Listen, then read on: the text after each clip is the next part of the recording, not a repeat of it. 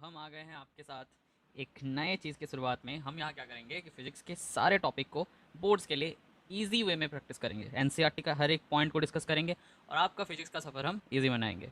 काफ़ी देर हो गया हमें आते हुए, बट स्टिल अब हम आ चुके हैं। तो आज हम बात करेंगे पहले टॉपिक के ऊपर, that is unit and measurement. Unit and measurement. पहले अगर हम यूनिट एंड मेजरमेंट की बात करें तो यूनिट क्या है ये जान लेते हैं।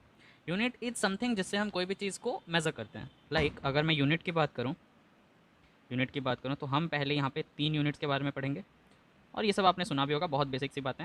एक तो हमारा हो जाता है CGS यूनिट, एक हो जाता है FPS यूनिट, एक हो जाता है MKS यूनिट।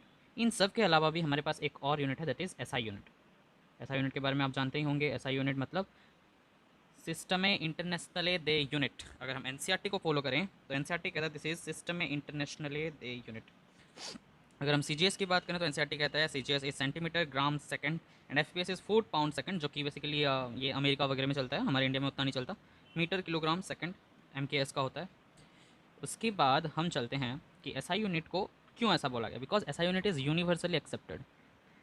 ये स्पेशल इसलिए है because this is universally accepted. ठीक है। पेन का कलर चेंज करते हैं, आई मीन इसका डायमेंशंस चेंज करते हैं। अब देखते हैं CGS की अगर बात करूं तो मैंने क्या बताया, दिस इज़ सेंटीमीटर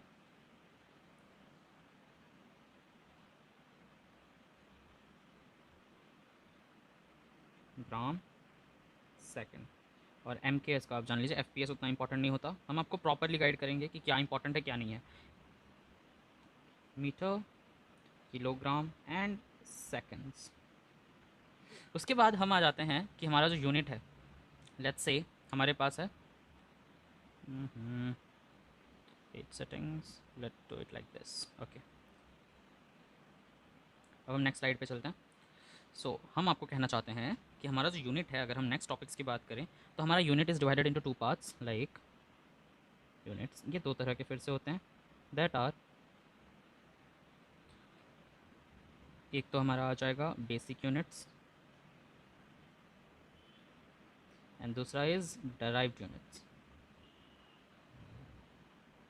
अगर मैं इन दोनों की डिफरेंस बताना चाहूँ मैं आपको, तो बेसिक यूनिट आर दोज जो कि अपने आप में ही एग्जिस्ट करते हैं, और ऐसे यूनिट हमारे पास सिर्फ 7 है, यानी कि 7 इन नंबर। और डायरेक्ट यूनिट कितने भी हो सकते हैं, हम खुद भी बना सकते हैं कोई भी यूनिट। लाइक अगर नया कल को कुछ मिल रहा है हमें तो उसका नाम हम खुद भी रख सकते हैं। अगर इन 7 यूनिट्स की मैं बात करूँ तो हमारे यहाँ दिया है दैट आर लेंथ, फिर आ जाता है हमारे पास मास, तीसरा आ जाता है हमारे पास टाइम। ये सब चीज़ें अपने आप पे ही डिपेंड करते हैं, किसी और पे डिपेंड नहीं करते। दिस मीन्स कि हम इन्हें किसी और चीज़ से डराइव नहीं किए हैं, हमें ये नेचुरली अकरिंग मिले थे। Electricity, then fifth number is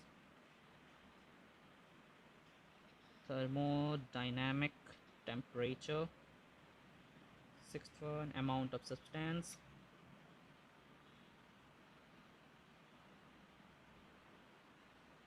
and last luminous intensity। अब इनकी क्या क्या चीज़ें हमें याद रखनी है। एक तो हमें इनका SI यूनिट याद रखना है, जैसे हम अभी आपको बताएंगे कि लेंथ का SI यूनिट क्या होता है, दैट इज़ मीटर। मीटर को हम M से रिप्रेजेंट करते हैं, मास का किलोग्राम, केजी से रिप्रेजेंट करते हैं, दिस इज सेकेंड्स। इलेक्ट्रिसिटी का हम एम्पेयर, एम्पेयर से करेंगे। बहुत मज़ा आएगा, हम सब चीज़ों को ना काफ़ी इजी वे में पढ़ेंगे, बोर्ड्स के लिए पढ़ेंगे। कैल्विन ये उन लोगों के लिए है जिनको कोई नीट वीट नहीं देना, दे वांट टू +3, बल्कि उन्हें बोर्ड्स में अच्छा मार्क्स लाना है। ओके, तो आपको नीट का प्रिपरेशन करने के लिए तो बहुत सारे इंस्टीट्यूट मिल जाएंगे, बट हम यहाँ आपको बोर्ड्स का प्रॉपर प्रिपरेशन कराएंगे। यहाँ मोल, देन अगर हम इसकी बात करें तो these are candela, that's it. बस इतना ही याद रखना है आपको, इनके बेसिक यानी कि आपका इनके जो बेसिक क्या कहते हैं सिम्बॉल्स हैं वो याद रखना है, और इनके ऐसा यूनिट्स याद रखना है। उसके बाद अगर हम NCERT को देखें तो NCERT में ये सब दिया गया है, ये वाला लाइन प्रॉपरली लर्न करना है आपको। उसके बाद अगर डेफिनेशंस की बात करें तो डेफिनेशन में आपको कुछ नहीं, बस वैक्यूम में इसका speed of light in vacuum ये याद रखना है, and here here here constant H का वैल्यू याद रखना है, इतना दूर तक। देन और उतना कुछ इंपॉर्टेंट है नहीं, यहाँ से कभी क्वेश्चंस आए भी हैं नहीं। फिर अगर हम चाहें तो हमें कुछ कन्वर्जन्स के बारे में पढ़ना पड़ेगा, like this. Some unit related to general use through outside SI. जैसे कि अगर मैं बात करूँ, जिसकी हम बात करूँ तो हमें पता है एक क्लॉक है हमारे पास लेट्स से, तो उसका जो एक मिनट हैंड होता है and let's say this is the hour hand. Okay, तो हमें पता है 1 hour is equals to 60 minutes and we also know 1 minute is equals to 60 seconds. तो हमने क्या किया बेसिकली, हमने आवर को मिनट पे कन्वर्ट किया एंड मिनट को फिर हमने सेकंड्स पे कन्वर्ट किया। अगर हम आवर को करें तो 1 आवर इज इक्वल्स टू कितना हो जाएगा, 60 into 60 seconds, that will be equals to 3600 seconds. This is just conversion ease.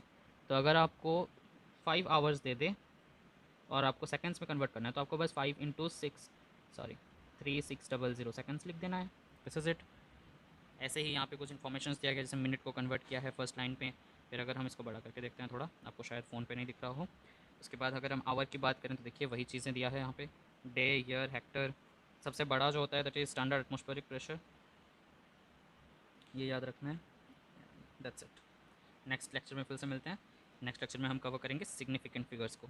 ठीक है, थैंक यू।